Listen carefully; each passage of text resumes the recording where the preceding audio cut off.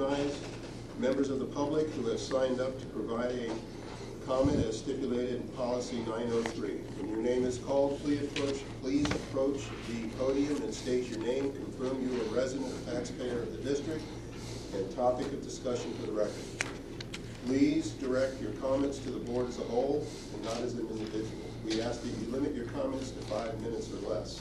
The privilege to speak may be interrupted, revoked, or recessed on the meeting may be called by the chair if the speaker does not observe reasonable decorum and orderly conduct. Thank you. Wayne?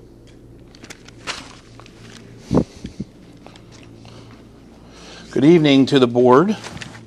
I have a couple items I would like to just make a comment on. Again, we're going after a second SSO. I don't see where we're going to find the money for this year, next year, the following year. I'm looking at $1,341,838 in the hole this year alone. We don't have the money. I don't know where all this money's going to come from. The people are already taxed to the hilt, and they can't afford much more. I also see that homestead farmstead exclusion went up by $49.63. That's based on a $280,000 house, which is the median house in Lewistown. Here's my issue. That $49.63 difference from last year should actually go to the homeowner. It shouldn't be absorbed into a tax increase that's been proposed by this board. Nobody is going to see that $49.63 because it's going to be basically a wash. So it's kind of disingenuous in my opinion, because the homestead exclusion was set up to give residents, taxpayers, a break on their property taxes. I don't consider a break absorbing it with a tax increase.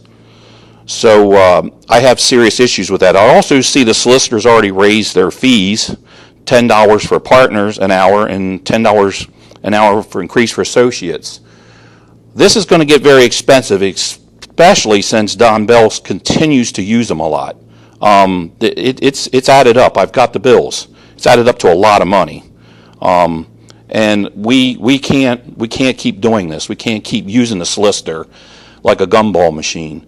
It's crazy. Now I'm getting on to the mental health budget.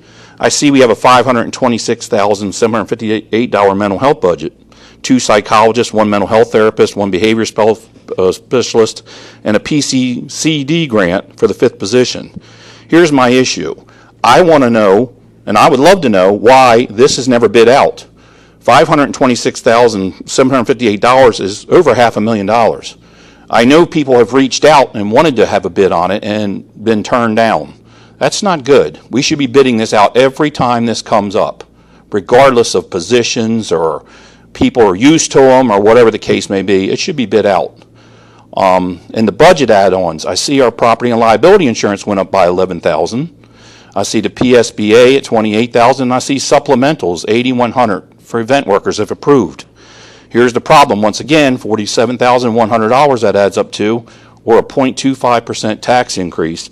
I think we need to really start pulling this stuff in because next year we're only going to have $400,000 left in our unassigned funds. If anything doesn't change, that's what we're going to have. And we're not going to have the money to pay this as we did this year, $1.341 million back. And I appreciate you all listening to me, and thanks a lot. Appreciate it. Have a good evening.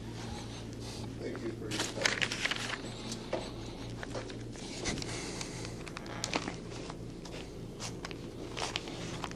time. Okay.